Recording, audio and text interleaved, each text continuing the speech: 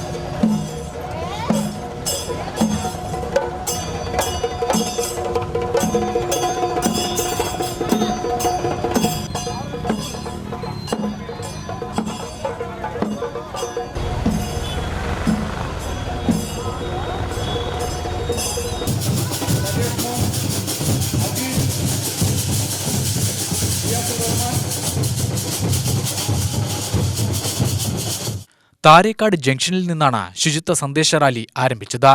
റാലിയിൽ 1000-ഓളം പേർ പങ്കെടുത്തു.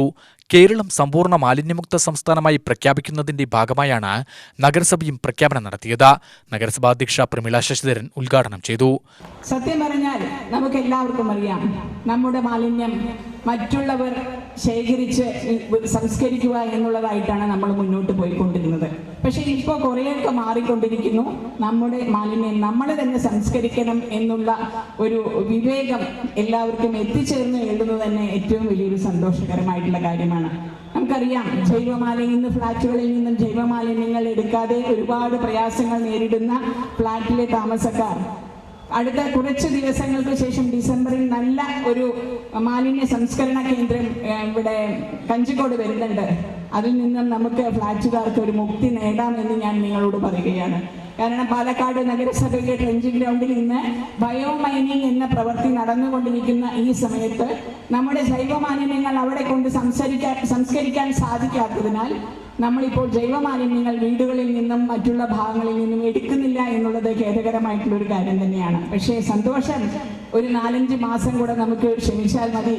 ഇന്ന് പല വീടുകളിലും നമ്മൾ എത്തിച്ചേരുമ്പോൾ പല വീടുകളിലെയും പ്രയാസം എന്ന് പറയുന്നത് വീടുകളിലെ മരക്കൊമ്പുകൾ, അതുപോലെ തന്നെ നമ്മുടെ തെങ്ങിൻ പട്ടകൾ ഒന്നും സംസ്കരിക്കാൻ പറ്റാത്തൊരവസ്ഥയിലേക്ക് മാറുകയാണ്.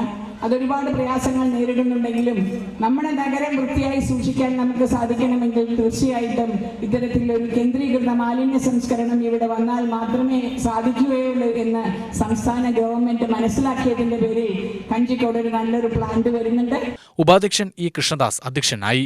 ആരോഗ്യ വിഭാഗം തയ്യാറാക്കിയ ബോധവൽക്കരണ വീഡിയോ തദ്ദേശ വകുപ്പ് ജോയിന്റ് ഡയറക്ടർ MK ഉഷ നിർവഹിച്ചു.